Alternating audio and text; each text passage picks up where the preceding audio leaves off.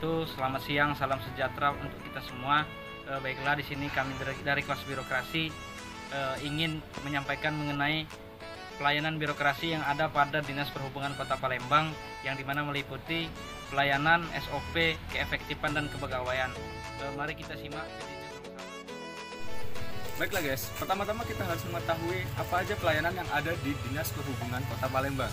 Yang pertama adalah pelayanan izin trayek angkutan antar kota dalam provinsi. Yang kedua, pelayanan izin trayek angkutan antar jemput dalam provinsi. Yang ketiga adalah pelayanan izin angkutan sewa khusus. Baik, namun di sini kita tidak akan membahas semuanya. Kita hanya akan membahas salah satu, yaitu adalah pelayanan izin trayek angkutan antar kota dalam provinsi atau disingkat AKDP, yang mana akan dijalankan di segmen selanjutnya. Baiklah, saya akan menjelaskan standar operasional prosedur dari penerbitan surat pertimbangan teknis angkutan antar kota dalam provinsi atau AKDP. Yang pertama adalah memerintahkan kepala bidang untuk membuat surat pertimbangan teknis atas permohonan izin trayek angkutan antar kota dalam provinsi atau AKDP. Berkas diserahkan kepada Kadis. Kadis akan memeriksa kelengkapan berkas permohonan, kemudian estimasi waktu kurang lebih 20 menit. Output dari kegiatan ini adalah disposisi berkas. Yang kedua adalah mengarahkan kepala seksi untuk membuat surat pertimbangan teknis atas permohonan izin trayek angkutan antar kota dalam provinsi. Berkas diserahkan kepala bidang, kemudian kepala bidang melakukan cross-check kelengkapan catatan pengarahan disposisi surat. Estimasi waktu kurang lebih 30 menit. Output dari kegiatan ini adalah catatan pengarahan. Yang ketiga adalah menyiapkan pedoman informasi dan data kendaraan yang akan digunakan untuk angkutan antar kota dalam provinsi atau AKDP, yang dimana berkas ini akan diserahkan kepada Kasih atau kepala seksi. Dari kepala seksi ini akan dilakukan pengecekan kelengkapan petunjuk teknis pertimbangan teknis angkutan antar kota dalam provinsi. Estimasi waktu kurang lebih 1 hari. Output dari kegiatan ini adalah pedoman kepada si pemohon. Yang keempat adalah membuat surat pertimbangan teknis ke Dinas Perhubungan Kabupaten atau Kota dan tujuan trayek yang akan digunakan. Berkas akan diterima oleh staf, kemudian dari staf itu akan melakukan pengecekan surat ini diterima atau tidak. Kemudian jika diterima, berkas akan dilakukan cross-check lagi kelengkapan data dan catatan informasi surat serta surat dinas. Estimasi waktu kurang lebih 30 hari. Output dari kegiatan ini adalah draft surat pertimbangan teknis angkutan antar kota dalam provinsi. Dan yang selanjutnya, yang kelima adalah setelah draft surat tadi diterima, akan dilakukan pengkoreksian draft surat pertimbangan teknis permohonan izin trayek antar kota dalam provinsi yang dilakukan oleh Kasih. Nanti kepala seksi di sini akan memutuskan berkas ini diterima atau tidak. Jika iya, maka akan dilakukan lagi cross-check ulang kelengkapan draft surat pertimbangan teknis angkutan antar kota dalam provinsi. Estimasi waktu kurang lebih 30 menit. Output dari ini adalah draft surat pertimbangan teknis angkutan antar kota dalam provinsi.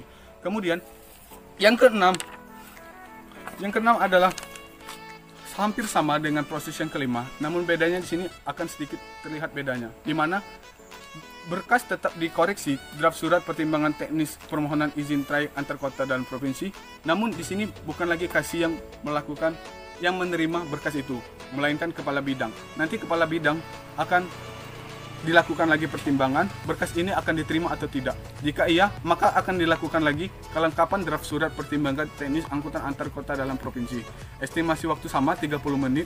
Outputnya berupa draft surat pertimbangan teknis angkutan antar kota dalam provinsi. Yang membedakannya dia dengan proses 5 ke 6 adalah di mana yang menerima berkas itu, di mana yang kelima itu adalah kepala seksi dan yang keenam adalah diterima lagi oleh kepala bidang.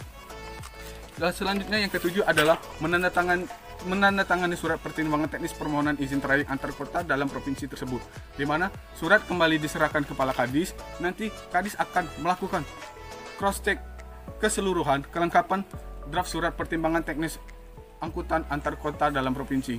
Itu karena ini merupakan cross-checkan keseluruhan, maka waktu yang diperlukan lamanya adalah 1 hari. Dari output dari kegiatan ini adalah draft surat pertimbangan teknis angkutan antar kota dalam provinsi.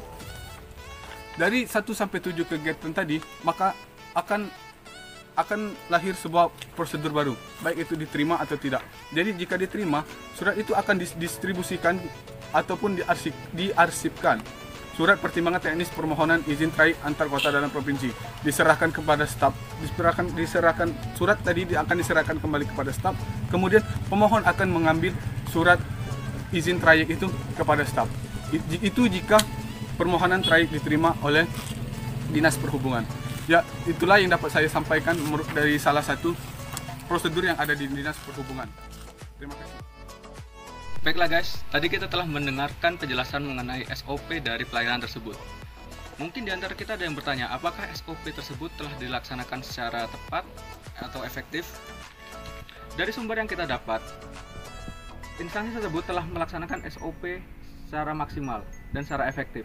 Hal ini terbukti setiap proses perizinan yang dilakukan oleh perusahaan telah disusun sesuai SOP yang telah ditetapkan, dan peran dari pegawainya yaitu mereka terjun langsung ke lapangan untuk mengecek alat atau angkutan AKDP secara sistematis dan teknis sehingga teruji ketika digunakan.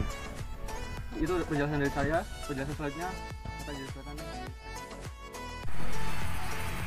Baiklah, di sini saya akan menjelaskan bagaimana cara mengatasi pegawai di SUP yang tidak dapat maksimalkan dalam kinerjanya dengan cara pengarahan dan memberikan semangat kepada pegawai di SUP agar pegawai di SUP dapat maksimalkan dalam tugasnya dan dapat mencerminkan kepada pegawai di SUP yang lainnya. Dalam pengarahan, pegawai butuh tahapan agar dapat bisa memaksimalkan dalam kinerjanya. Demikianlah penjelasan mengenai alur pelayanan birokrasi yang ada pada Dinas Perhubungan Kota Palembang. Terima kasih. Semoga bermanfaat untuk kita semua. Jangan lupa like, comment, and subscribe. Terima kasih. Wassalamualaikum.